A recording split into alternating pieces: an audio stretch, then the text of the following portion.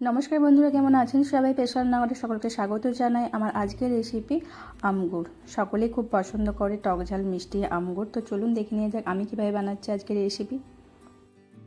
শুকনো কড়াইয়ের মধ্যে এখানে নিয়ে নিচ্ছি কিছুটা ধনে, গোটা মৌরি, গোটা জিরে আর দুটো শুকনো লঙ্কা।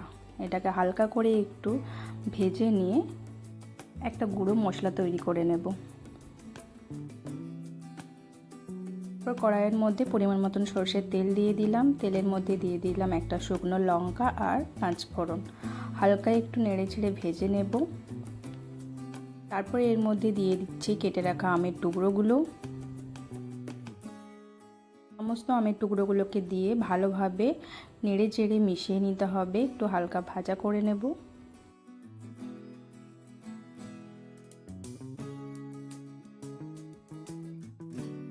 তারপর এর মধ্যে দিয়ে দিলাম স্বাদ অনুযায়ী লবণ আর হলুদ গুঁড়ো দিয়ে ভালোভাবে নেড়ে চেড়ে মিশিয়ে নেব।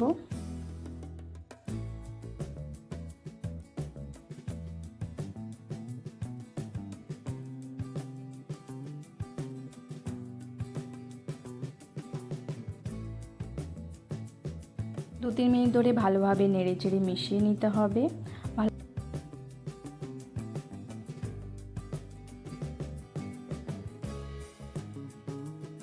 আমটা হালকা ভাজা ভাজা হয়ে গেলে এরপর এর মধ্যে দিয়ে দেব গুড়। পরিমাণ মতন গুড় দিয়ে দিচ্ছি।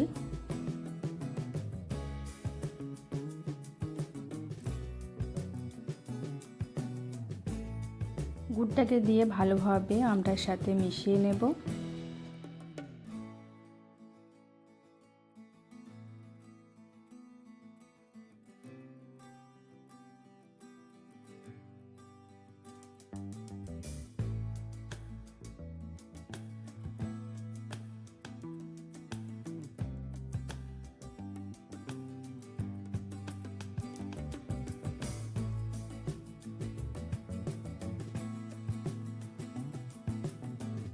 গুড়টা ভালোভাবে মেশানোর পর দেখতেই পাচ্ছ গুড়টা পাতলা হয়ে গেছে। এরপর এটাকে আমটার সাথে ভালোভাবে ফুটিয়ে নিতে হবে যাতে আমের মধ্যে ভালোভাবে গুড়টা ঢুকে যায়।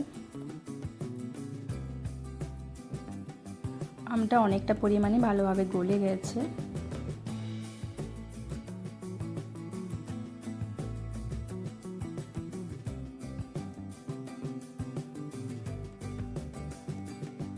আর একটু গাঢ় করে নেব আমগুড়টা।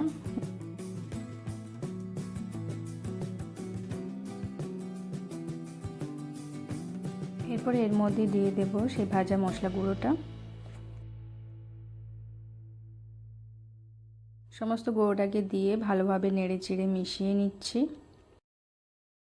আজকের এই আমগুড় রেসিপি যদি আপনাদের ভালো লেগে থাকে অবশ্যই আপনারাও বাড়িতে ট্রাই করে দেখবেন। খেতে খুবই ভালো হয়েছে, টেস্টি হয়েছে।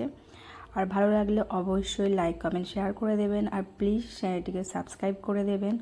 ভালো থাকবেন, ধন্যবাদ।